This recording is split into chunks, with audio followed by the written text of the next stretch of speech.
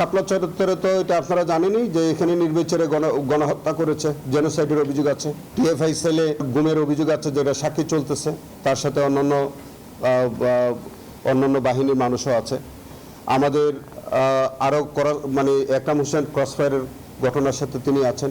আরও যেগুলি আমাদের বিচার চলতেছে বেশিরভাগই হচ্ছে তার ক্রসফায়ার, খুন, অপহরণ এইগুলো।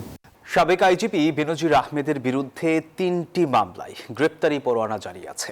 শাপলা চত্বর হত্যাকাণ্ড, ক্রসফায়ার, গুম, অপহরণ সহ বিভিন্ন অভিযোগে আরও অন্তত 10টি মামলার তদন্ত চলছে বলে জানিয়েছেন আন্তর্জাতিক অপরাধ ট্রাইব্যুনালের চিফ প্রসিকিউটর আমিনুল ইসলাম। আর বেনজিরকে দেশে ফেরানোর অফিসিয়াল প্রক্রিয়া শুরু হয়েছে বলে জানিয়েছে দুদক।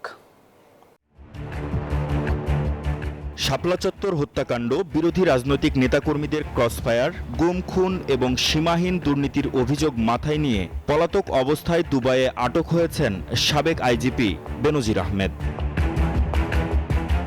আন্তর্জাতিক অপরাধ ট্রাইব্যুনালের চিফ প্রসিকিউটর জানান, এমন কোনো অপরাধ বাকি নেই যেটি করেননি বেনজির। ক্ষমতার অপব্যবহার করে মানুষের ওপর জুলুম করেছে সে।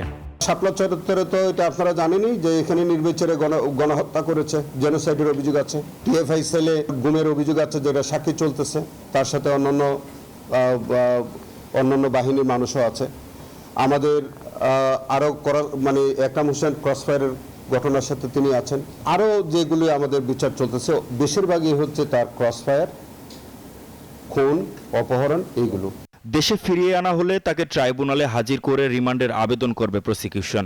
তিনি ফেরত আসা সাপেক্ষে আমাদের এখানে যে মামলাগুলো চলমান আছে সেগুলোতে তাকে আনা হবে এবং যেগুলোতে ইনভেস্টিগেশন চলছে সেগুলোতে তাকে রিমান্ডের আবেদন করা হবে। তার কাছ থেকে আমাদের অনেক তথ্য প্রমাণ পাওয়ার ব্যাপার আছে।